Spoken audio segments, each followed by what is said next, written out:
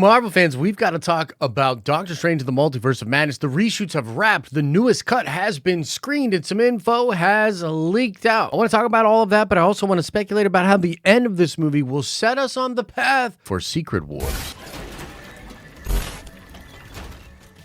What's up, everybody? It's Josh coming at you from Nerd Ventures Tower. As per usual, smash like on this video if you cannot wait for Doctor Strange in the Multiverse of Madness. And I was already working on a bunch of content for Multiverse of Madness because the reshoots apparently wrapped last week. This had sort of been out there with folks talking about how they had finished all of the crazy and very extensive reshoots that had happened in the Multiverse of Madness. And on top of that, some of the things being said by insiders, scoopers, and from other leaks have been wild, and I wanted to try to separate fact from fiction. But apparently, the new version of the movie has already been screened. And I want to put this tweet up here first. This is coming in from Casey Walsh. I know someone who saw Doctor Strange in the Multiverse of Madness. Now, the reason I want to start with this is because, yes, we're going to be digging into a lot of the different tweets that Grace Randolph made just earlier today after talking to her sources about the new cut of Doctor Strange in the Multiverse of Madness. And the reason I wanted to bring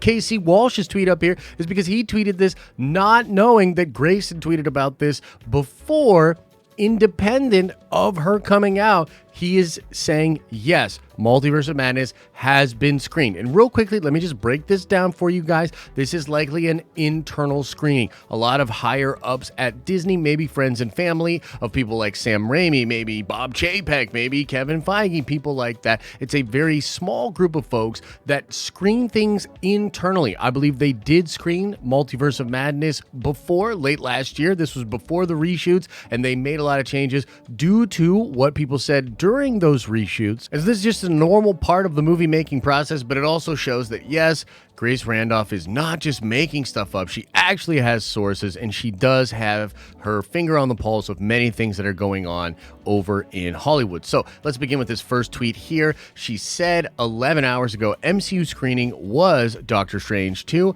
and I'm hearing very positive feedback from several sources. Wanda is still villain and is not watered down. America Chavez is definitely LGBT, and they show her parents. Lots of major awesome cameos. Oh yeah, movie's back on track. Now let's sort of bring some context into this tweet. Grace had originally reported back in, I think it was late November of last year, that the movie's first screening was disappointing. The movie was all over the place, and that she was a little bit worried from what she had heard from sources, and a lot of the reshoots were to add crazy cameos, but also to fix up the film. So with that in mind, she is now reporting that the new version of the film seems really, really good. The first part of this tweet where she's talking about how Wanda is still the villain and will not be watered down, this is incredible news. Now, I was already going to be talking about in a video I actually recorded yesterday before Grace tweeted all this stuff out, that Wanda was indeed still going to be the villain. With massive reshoots going on the way they did with Multiverse of Madness, there could have been all sorts of changes. And a lot of people, when we first heard how crazy it was that they were going to make Wanda the villain, we got excited, we got hyped, but then we immediately got concerned that maybe Disney would pull back on that. Maybe Disney wouldn't want Wanda to be the full crazy villain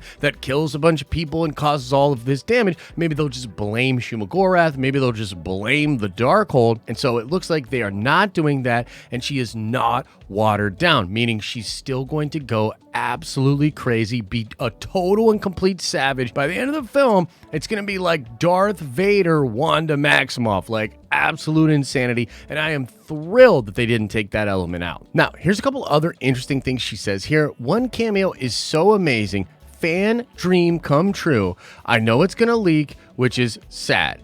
This is a cameo nobody has reported yet, so I hope everyone holds back and doesn't ruin it. Now, briefly here, I'll just say we don't know who she's talking about here, but it could be anyone and everyone that you saw from old Fox movies, from the Fantastic Four, the X-Men film, from old Marvel television shows. Like, I wouldn't be surprised if Lou Ferrigno showed up. He's already been in the MCU as a small cameo. The big story out there about Ben Affleck's Daredevil possibly being in the film. That's something really interesting and crazy as well, and it just goes to show Feige is going for it, man. He's going on all sorts of old Marvel properties. This movie, just like Spider-Man No Way Home, celebrated the history of Spider-Man franchises and all of those movies. This movie is going to celebrate all of Marvel. That includes the Fox X-Men stuff, the Fantastic Four stuff, maybe even old shows. So let's go over a couple other things she says. She says here, Wanda versus Doctor Strange fight is mind-blowing. And that's really, really cool. She actually goes on to say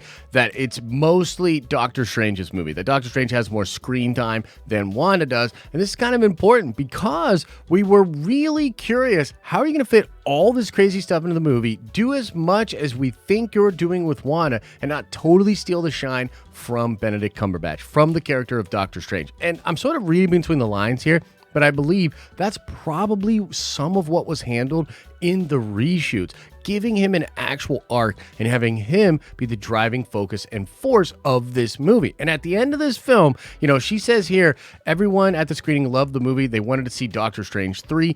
Great cliffhanger ending. Doctor Strange has more screen time than Wanda, but they are both leads. No other spoilers because let's save some stuff for the theaters. So I think this is so cool because it's going to put Doctor Strange, our Stephen Strange, at a whole nother level and place as a character after this film. I've heard rumors about what this cliffhanger ending could be, but essentially I strongly feel Stephen Strange as a character is going to be armed with all kinds of knowledge and new appreciation for how dangerous the multiverse can actually be, and I think all of that stuff is going to take us towards Secret War. Here's a few other things she says. She says the current cut is approximately 2 hours, but that's without credits or end credit scenes, so you're probably looking at, like, you know, over 2 hours and 20 minutes, 2 hours and a half, which is crazy because at one point the cut was 3 hours long, so they cut a whole bunch of stuff out of this movie. Hopefully a lot of that stuff makes its way into the special features, or we get to look at deleted scenes or something like that, because 2 hours doesn't necessarily feel enough for all the crazy stuff that they have going in there, but we don't know. We have to see how it plays out.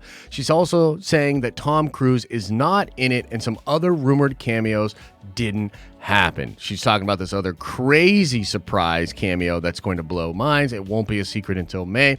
That's fine. I think it'll happen. We'll talk about it. It'll be really exciting. Could be one of the X-Men. Who knows for sure?